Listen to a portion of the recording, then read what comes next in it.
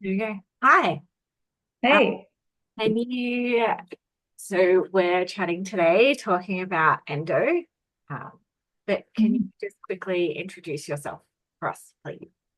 Yeah, for sure. So I'm Danie, I'm 36 and I live in Brisbane, and I work as a counsellor and a school chaplain. Um, but you're also one of my best and oldest friends. Yeah, Um, we've been through a lot together, and we're going to keep going through a lot. But this is one thing that we really have in common. So I'm really mm, excited for all the right reasons to chat to you about endo. So yeah, thank you so much for doing this for us and for the Maternal Instincts crew. mm, It's really great to have you here, and I really think that your story will resonate with people because there are so many things that are not unique. Um, and I think it's good for women to know they that there are others going through it as well. yeah. Well, thank you for asking me. All right, to start off with, I will get you to describe your personal experience with endo and or endometriosis and how that impacts your daily life. Yeah, so I was diagnosed with endometriosis via laparoscopy surgery. Sorry, I always like trip over that word. Um, but at the same time, they also found adenomyosis in that surgery as well. So Yeah. I have both, and sometimes it is difficult to determine what's caused by endo and what is caused by, I'm going to call it adeno, if that's okay with Yeah. everyone. Um, so with endometriosis, prior to the surgery, I had a lot of bloating, like extremely painful, debilitating bloating. I just remember, needing to go out into the staff room at my work and lie down because I couldn't stand up. It was quite bad. And then, you'd sort of be able to regain some composure and then you'd get up and keep working. But I would say for me, fatigue and pain are my biggest symptoms. And with fatigue comes a host of other symptoms, as we know. So, some of those things can include headaches and dizziness, which I experience a lot and often, which is really frustrating. Fatigue can also just feel like this heaviness. So, it can also feel a little bit like what depression feels like. So, then there's a time where you've got to kind of work through that and figure out if it's physical, mental, both, all of that. Um, Extreme tiredness, so maybe can't get through the day without a nap, that kind of thing, or the opposite. So you can also experience bouts of insomnia. So it's not fun to say the least. And then the pain, I get body pain, so I get pain in my arms, pain in my legs, obviously the cramping in my pelvis, hip pain, those sorts of things. And that pain can be present, but I'm able to function, or it can really throw me out for a few days. So, yeah, that's kind of the experience, I guess, that I've gone through. And yeah, as I said, some days you can find ways to function, and other days you just have to say, today is not the day that I can go to work. I can't clean my house. I can't be with my family. Um, And then there's on yeah, effects with that, right? I mean, you're a counselor yeah, of and a school course. chaplain. So when those Yeah, days happen, there's somebody else that is let down by that. So then there's the mental health and the guilt that comes with that too, right? yeah, definitely. I haven't needed to take a day off work in those sense, but I have definitely gone to work not feeling 100%. And when your job is to be there for others, Yeah. as you would know in your job as well, it can be really challenging when you're trying to navigate pain. Pain can make you a little bit grumpy. And so Yeah. then that's hard if you're working with young people. Um, yeah, so it even on the days where you feel quite well, like today, thank Yeah. goodness, I feel quite well. Yeah. Um, but yeah, there's always that little bit of anxiety of, you know, am Yeah. I going to feel this good for this event that's coming up on the weekend? Or am I, when's my period due? Is this going to ruin my holiday? Yeah. Those sorts of things. Yeah. Mm, Um, Thank you for sharing that. I think that that is, I mean, it's everything I've heard before, just women constantly living in that flight or fight. And I think that that has so much to do with then feeding. It's just a circle, it's just a loop. It just keeps going. mm, Um, and now I know for people getting diagnosed with endo it can be quite challenging, mm. which I know was a challenge for you as well. Are you happy to talk about some of the obstacles that you faced during getting diagnosed? Yeah, absolutely. So, well, since we finished off just before on anxiety, that's a good place to start. Yeah. Um, in my experience and from stories I've heard from others, something that doctors kind of get a little bit worried about is that they're like, oh, I think you're just anxious. And that completely disregards things like pain. So, pain is not normal. It is your body's way of trying to tell you that something is not right. And so I think I was in my 30s when I found out that not every woman experienced period pain. And that was shocking to me because I had been to the doctor as an adolescent, and in my 20s to kind of be like, oh, I have a lot of pain.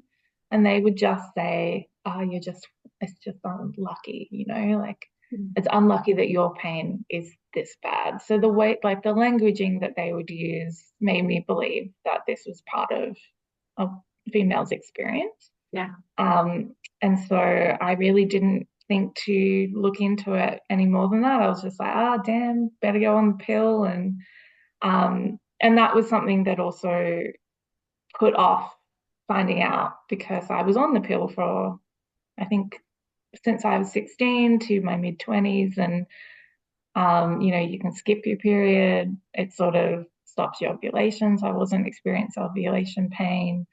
And yeah, so for a long time, like my periods, they would be cramping, but they'd be quite manageable. I didn't really notice. And I do understand that I am very lucky that I didn't have any other adverse effects because I know for a lot of women on contraception, Yeah. yeah, it's not great mental health, Mm. everything. Yeah. So I was quite lucky that I didn't really have any symptoms to be able to Yeah. point out with that. And I'd gone off the pill, I believe, or maybe no, I was still on it. But then I was starting to experience these symptoms of incredible bloating, pain that would send me to the floor. Yeah. So it wasn't usual cramping. It was pain that I physically had to stop. And Mhm. if I wasn't near my bed, I'd have to get on the floor. Yeah. And that was when I started to be like, oh, something's just not right. And I will say for anyone going through the process of trying to get a diagnosis, you know what feels normal and what doesn't. And Yeah. don't let anyone tell you. If you don't feel right, you don't feel right, and it's worth the investigation. It's worth the second opinion or the third opinion. Yeah. Um, I had not heard of the word endometriosis Mhm. until about 2016, which is Yeah. crazy. No one had mentioned that word to me. When I first heard it, I was just like, oh, yeah, painful period. That must be what that is. Yeah. But since finding out what that word was, I ended up meeting more and more women who were talking about having this condition. Yeah.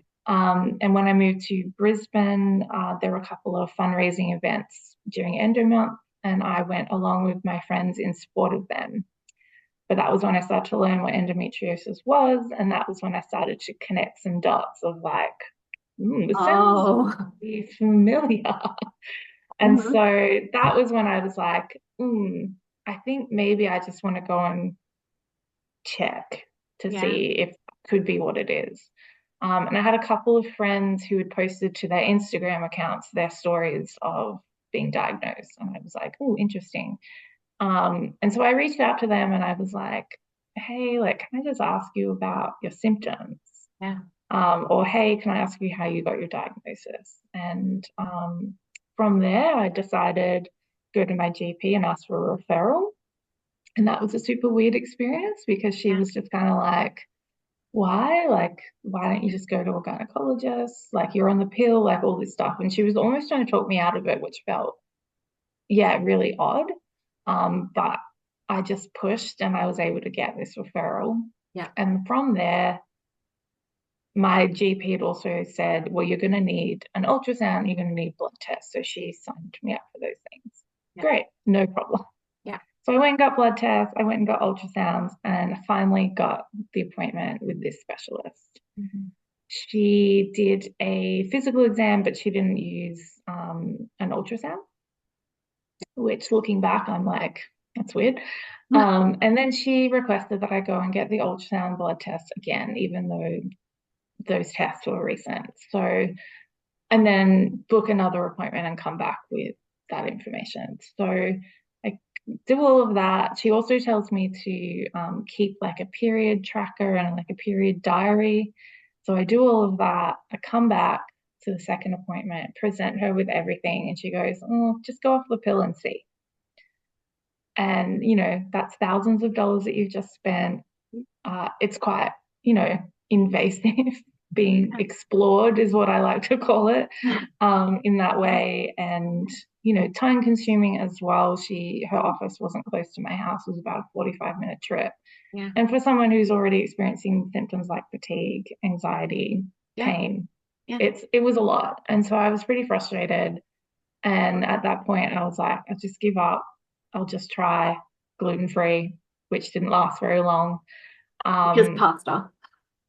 And bread and like, and you know, Croissant. that's not to say that cutting out things in your diet is not a useful tool, but No. for me, I wasn't following the guide of anybody in a professional space on No. that. So it was very difficult to keep myself accountable. Yeah. And then I was speaking to another friend who has endometriosis, and she recommended Eve Health in Brisbane. So for anyone that's in Brisbane, and they're a place that just specializes in pelvic pain, fertility, endometriosis, all of that. So I felt a little bit more positive, and I was like, great. Went back to the GP, had to go through that fight again to get the referral, and I was like, Yeah. this is super weird. Like, you don't have to do anything except type away and send me on my way. So I managed to get the referral. The wait list was quite long, but I was eventually able to get in, and I saw the specialist who ended up being my surgeon. And that appointment was vastly different. So he had a checklist of symptoms, and I checked almost all of them. He very kindly said to me, it sounds highly likely that you have endometriosis. And then he offered to do an ultrasound, which was in his office, which was great. And he explained everything to me, which was so helpful. So he explained the reason he wanted to do the internal ultrasound was to see if things were sticky. And that's something that doctors can do to kind of put two and two together. Hey, something's not right in your uterus. And so he explained, you know, there's a little stickiness on one side, but the other side, and your uterus otherwise is moving freely. Yeah. And so then he recommended surgery. Yeah. And I said, okay. Yeah. And yeah. So then I had my surgery, got my diagnosis. And I will say it's such a weird thing. I've never gone into a surgery before hoping that something is wrong. Yeah. Right. But on the other side of it, Yeah. it's such a relief to know that it's not in your head, Yeah. that your pain is valid, that there's a reason why you're in pain. Yeah. And even though there's no cure, it's nice to kind of have the answers. Yeah. And for anyone who goes through it and they can't find something, like that is a devastating thing. And yeah, and then we're at a loss of, Yeah. well, now you got to start again. Yeah. So But what there else is are there? a lot of clinics that are now focusing on pelvic pain as well, because there are other reasons for pelvic pain. But I do think it's important that if you're suffering around a period time, and all of that, that you get that investigated. Absolutely. Mm. Absolutely. Sorry, that was long. No. Don't apologize. I can understand and also know how frustrating that time was for you. And Mm. also your partner, or your now husband. Actually, you guys were married by then. Yeah. So, uh, but then once you did get your diagnosis, managing your condition, how do you manage the pain, the flare-ups, while maintaining your life? Is Yeah, there a routine or adjustments that you have made that have worked or not worked? Good. yeah. So lots of different things. Yeah. Um, I still use painkillers. Yeah. Um, so some days you've got to Yeah. have something that's going to work quickly. Yeah. But I was noticing early days that I was heavily relying Nurofen Panadol together, Yeah. and all of that. And so I have, in the past few years, just started to bring a few other things in. Mhm. So something that works really well for me is acupuncture. Yeah. So I see an acupuncturist here in Brisbane, Amazing. and yeah, he's able to help with the fatigue, and he's also able to help with period blood flow. So something that we've discovered is that sometimes my blood is a bit stagnant. Mhm. And so he's able to help with that, which, Okay. Good. helps with my periods to just be more Yeah. manageable. It doesn't make them less heavy or things like that, but they definitely feel more manageable after Yeah. I've had an appointment with him. Yeah. I use a TENS machine, which is amazing because you can kind of just put it on, it blocks those pain receptors, and you can just get on with things. Yeah. And you can wear that out of the house. Yeah. No one knows. Yeah, it's lovely. Yeah. But I also use some heat as well, so wheat bags, electric blankets, and sauna. So Okay. I know that's a bit bougie, and I don't do that all the time, but Yeah. having like pain in the joint, that kind Yeah. of thing, the sauna just really helps to add some relief to that. Yeah. Um, I will at times adjust my diet. So if I've noticed Yeah. there's more pain than not Yeah. in a month, Yeah. um, then I'll start to cut out alcohol for a bit. Yeah. Again, I probably need a nutritionist to help me Yeah. cut out gluten. But gluten doesn't bother me a lot of the time. The advice I was given, which did help, Mm. is 2 weeks leading up to the period, just either reduce or cut out gluten. Yeah. And so sometimes that does help, but I love to eat. I love food, so it's Yeah. difficult to give up some of the things. Yeah. I have read a few people have given up coffee. I'm not there yet. And yeah, so there's different things, but and then just also working on my mental state a lot. As a counsellor, obviously I need to be mentally strong. So I have my own therapist, and Yeah. we just work through some techniques, but yeah, just different things like that. And again, everybody's different, everybody's symptoms will feel different, everyone's capacity is different. So Yeah. that's where it kind of gets tricky. We are bombarded with information. Yeah. I also swim, so Yeah. it's exercise, but it's not weight bearing on Yeah. the body. Yeah. But yeah, you might be starting to hear people be like gluten free, dairy free, Yeah. no more alcohol, no more coffee, and that might work really well for one person, but may not for another. So sometimes it is just a bit of trial and error to see, like, if someone was like, give up chocolate, like, why? But Well, and we yeah, have this conversation a lot, right? Like, yeah, yeah, we talk about this. Sorry, I'm just finding my questions. We, mm, yeah, we talk about this a lot. Like, you've got to live your life too. Like, and it's, you mm, know, I don't know. We both really love food. So that's a really like, mm, we love everything. So it's a yeah. hard one to want to stop that. But if you have been able to give something up, so give up coffee, for example, like that's amazing. And if that's working, that's so good. Yeah. I find my symptoms are no worse or better with coffee. So, Yeah. but yeah, I will just say if there is somebody who's, been working, and I do recommend that you work with a nutritionist. Um, Yeah. that is so important. They've done the study and they've done the work and they Yeah, they have. understand They really have. lots of Yeah. things. So I would just quietly suggest go and see a professional for those Absolutely. for those Maybe. things. If you're going to cut things out, you need the support. Yeah. Well, Mm. yeah, that's their job, so Yeah. and they've, like you said, they've trained for that. Um, Mm. so I think the next question is a little bit intimate, and if you're not comfortable, it's okay. But how has your relationship changed with your body since getting Mm. your diagnosis? Yeah. So for a very long time, I did not have a good relationship with my body. That's just full disclosure.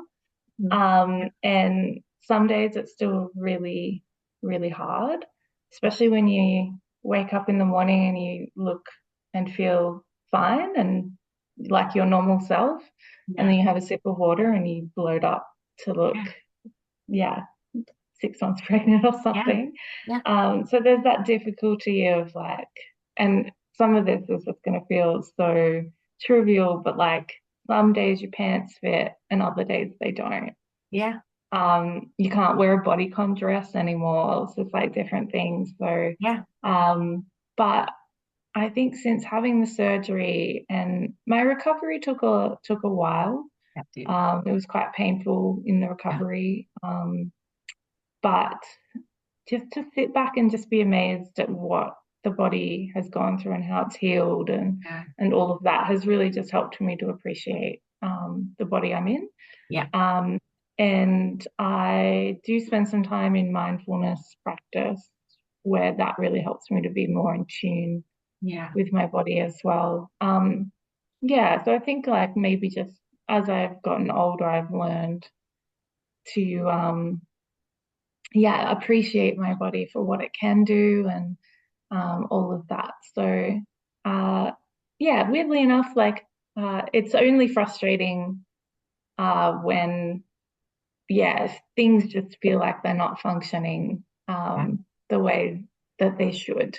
Yeah. Uh, and and I guess, just, you want to feel your best self or you want to present yourself in the best way in certain situations. But Absolutely. I have more sleepwear than I do clothes to wear outside. And, Yeah. and I think, for maybe a few years, I was dressing for comfort and almost don't know how to dress anymore. Yeah. So I'm and that's sort of like a weird thing, but like you can use things to make yourself feel better and build yourself up, and Absolutely. fashion's one of those things that I love as well. But Yeah. um I would say there's definitely frustration from time to time, but the body is amazing.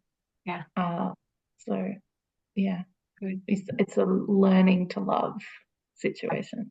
Absolutely. Mm.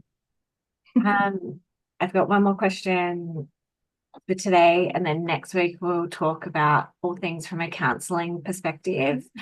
Um, are there any coping strategies that you use specifically to help you get through difficult moments, physically, emotionally, mentally? Yeah, definitely. So, um, the endometriosis community is a really great resource.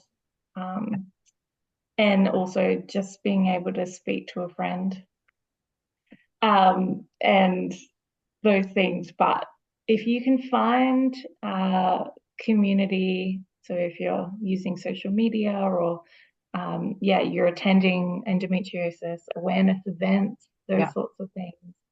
Um, it's just so nice to be able to have somebody that really knows what you're going through. Yeah. And your symptoms might not be exactly the same, your experience might not be the same, but they get it. Yeah. When you say Yeah. tired, they know what that tired is. And Yeah. when you say like, I have to take a couple of days off work every month, they understand that. And so, yeah, I would recommend just finding some community, whatever that looks like for you. Yeah. Um, and yeah, as I've mentioned before, like I do some treatments specifically for that. So acupuncture, Yeah. again, is just something that's worked really well for me. Yeah. And just learning that it's okay to say that you can't or say no. And sometimes that no is really painful for you as well. So if you have to miss out on an event, Yeah. you have to kind of weigh up the cost of how you're going to feel, not just the next day, but days after. Yeah. Or if you just really feel like you can't, or you need to reschedule, you need to take a day off work, you need to take a mental health care day off, Yeah. like all of these things, like really just learning to say no and be okay Yeah. with it. So some people say no and then they agonize over it afterwards. But yeah, learning that how you're feeling is valid. And sometimes all you need is that validation from yourself. You don't necessarily need Yeah. somebody to confirm that, yes, you are this level of sick and so therefore it's okay. Yeah. Because some days you might just be like, I'm not in pain, but I'm so tired, Yeah. or I feel drained, oh, I just need a day off because I've gone to X amount of appointments and I don't want to talk to anybody this evening or whatever. So yeah, just really taking the time to yeah, have that confidence in yourself that Yeah. this is real. This Yeah. is something that's difficult, and yeah, to be able to say no. Yeah. What else? Coping strategies. Yeah, I think just learning what you can push through and what you can't. Yeah. Because yeah, some days, as I said, for me, I'm in pain, but I know how to manage it and I can kind of get Yeah. through. Yeah. And so knowing what your limits are, and then working only within those limits and just being Yeah. really strict with yourself to Yeah. do that. Yeah. Yeah. Just giving yourself that permission to stop people pleasing. Permission, that's the Yeah. word. Yeah, Yeah. give yourself permission. My favorite. And yeah, it's so simple and it's so Yeah. much easier to say than do. But Yeah. um yeah, I think definitely give yourself permission. Give yourself permission to have a little nap if you Yeah. need a nap. Yes. Give yourself Yeah. permission to say, hey kids, like Yeah. I'm not feeling my best today. Give yourself permission to speak to your partner or a friend or whoever. But yeah, just don't suffer in silence. Sorry, the gate's ringing, so Boots is losing.